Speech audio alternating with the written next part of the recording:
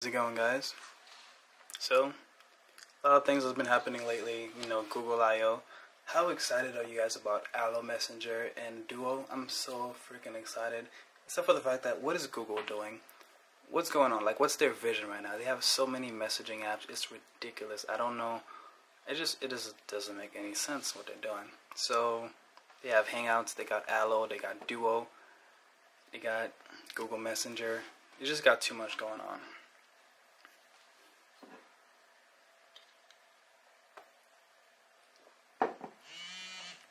And also, of course, on the Motorola side of things, you got Moto G4 Plus just got announced. At first, I don't think I was excited too much about it. The design, it looked hideous, especially like the renders made it was better. But the first leak, the first video we saw the phone in, it was a very low resolution video. The phone looked terrible. The phone looked huge. It just did not look good. But after seeing so many videos on it, it does look a lot better now. Also, the fact that the fingerprint sensor is so fast. It's on the front, which still kind of sucks, but at least it doesn't make the phone that much bigger, and it's freaking fast. And the camera is just the best in its class, period. It's rated as high as the iPhone 6s Plus, the Droid Turbo 2, and the Nexus 6P, which is really, really dope. So, Moto Xperia Edition is still awesome. I'm going to tell you guys just about how my experience with it has been. It's been very, very good, very smooth phone, very, very good experience. But of course, the Moto Z, apparently that they're changing the name to, just got announced. Well, not announced. It's gonna get announced on June 9th, so not too far from now. So far, the leaks are saying that it's going to be modular. There's gonna be apparently the Motos. If you think about it, last year they had the Moto X Pure Edition, then they had the Moto X Play, and then you had the Droid Turbo 2, but you also had the Droid Max 2. So, well, the Droid Max 2 is the Moto X Play. Usually, so 3 versions. Same thing this time, but they all look similar. So you got the Moto Vector Thin, the Moto Vertex, and the Turbo. So, but they all look very similar. They're all going to be modular, so that's going to be interesting. Of course, the high-end one, I think it's either, they're all going to, I don't know. It's still rumored, but they're all metal. They're very thin, especially the Vector Thin. I believe it's 5.2 millimeters thick. So it's very, very, very thin. So, of course, you got a big camera hump. And the modules are supposed to go in the back of it. And once you put the module, the camera hump should sit flush with the whole phone. And there's a couple different modules. I'm very excited about apparently there's like the adventure module, a theater module, a stereo module. The one I'm really interested in though is the style module. I'm hoping style means the fact that maybe it's reference to a design similar to this. So it's really thin, but possibly with the style module, you'll get a curved back. And possibly maybe the style modules are customizable to where you could do like wood backs, or you could do different colored rubber backs. That would be freaking awesome if that was the case. I don't know if that would be the case or not. If it is, I'm all for it. That's the thing though, with modularity does come more possibilities. So a lot of people are kind of like upset. I'm not too upset. I think Motorola knows what they're doing. With the Moto G4 Plus just being awesome overall, I think they're gonna do a good job with the Moto Z as well. Just gotta get used to calling it the Moto Z. It's been the Moto X for so long, and the Moto Xperia Edition, the third time is the charm. This device is awesome. This device is great. I love it. This is my favorite phone of all time, period, hands down. I love the first gen, I love the second gen, but this one right here is just perfect. The screen size is huge, but it feels so good in the hand. After using this phone, man, it's so hard to use an all-metal phone. It's so hard to use a phone that's just too big or too wide.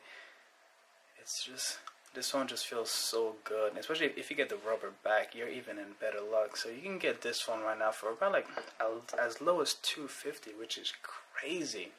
As low as $250, you can get this phone. That's for a refurbish on at Best Buy. You can get one brand new at $300.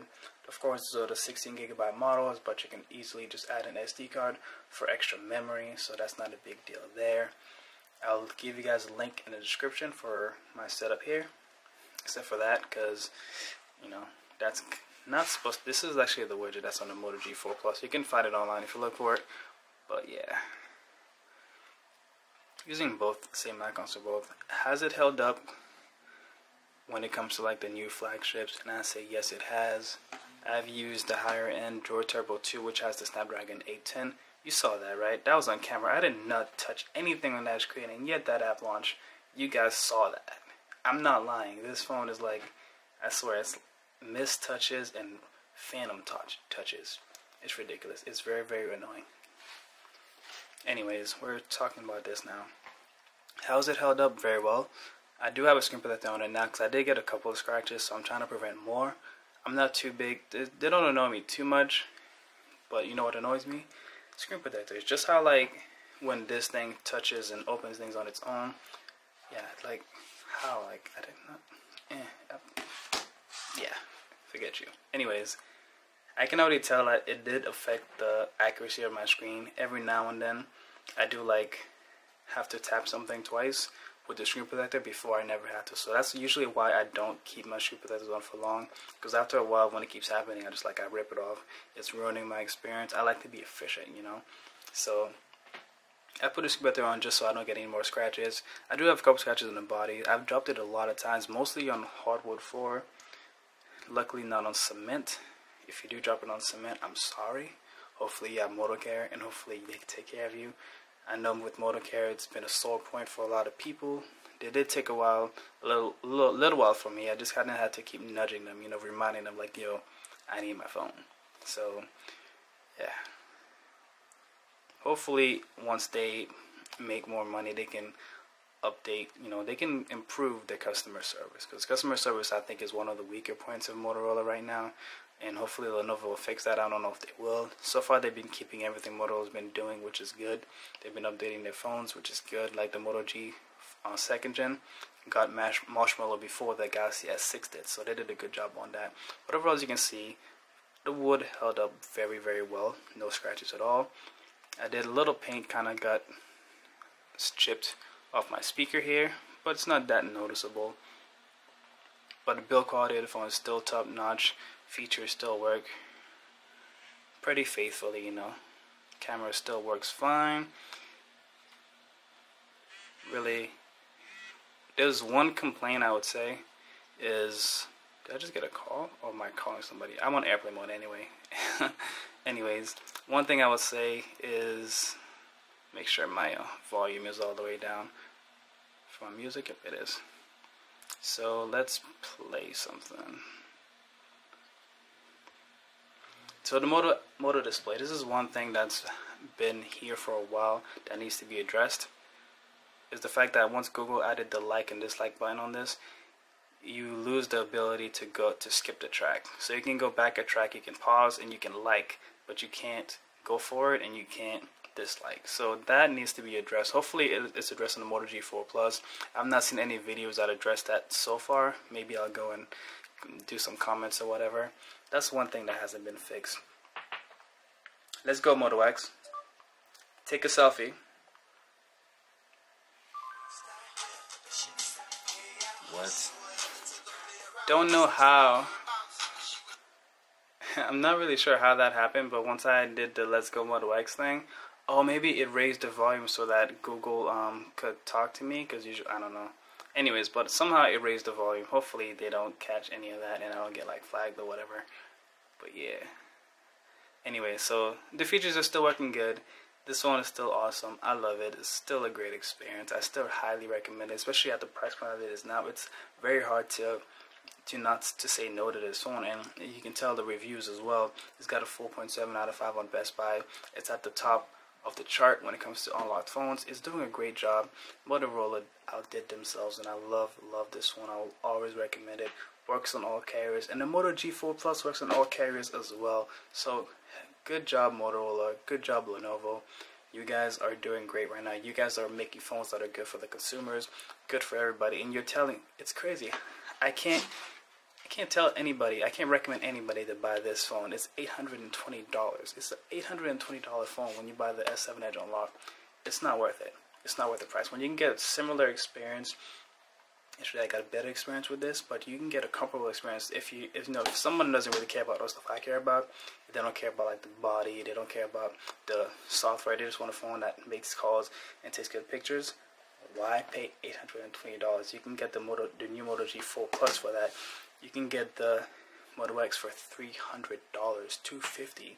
There is no reason to limit yourself to this. I mean, the budget version last year's Motoro's phone got upgraded before this Galaxy S6 did. That should tell you something. And for you Samsung haters, well, not Samsung haters, you Samsung fanboys, y'all gotta stop it. And they love to hit on Motorola, and they even hit on Google, like they hit on stock Android, which I find to be very hypocritical, because without stock Android, this wouldn't be here. Samsung would have Tizen, and Tizen is completely useless. But, you know, before I make this video too long, that was just my thoughts, you know. I think about this stuff a lot. I'm very passionate about technology. I think technology is something that can bring the world together as well, rather than separate us. And I think we all want the same thing. And I don't hate on Samsung to hate on Samsung. I hate on Samsung so that they can change. And I want you guys to speak up. Samsung fanboys, you guys need to stop accepting everything Samsung does and actually be very critical towards them, or else they're going to keep doing the same thing. I'm going to do a whole video about Samsung soon. It might get a lot of hate, but I don't care. It's the truth. And I'll also go over the comments on my last video. But overall, do I recommend this phone still? Hell yes, I do. It's an amazing phone. It's at a great price point. It has so many features. It's just great, man. And if you are a new buyer and you just got this phone, check out my my channel. I have so much coverage on this phone that should answer all the questions that you have. And if you have any questions that I don't answer, feel free to hit me in the comments below. And I'll see you guys on the next one.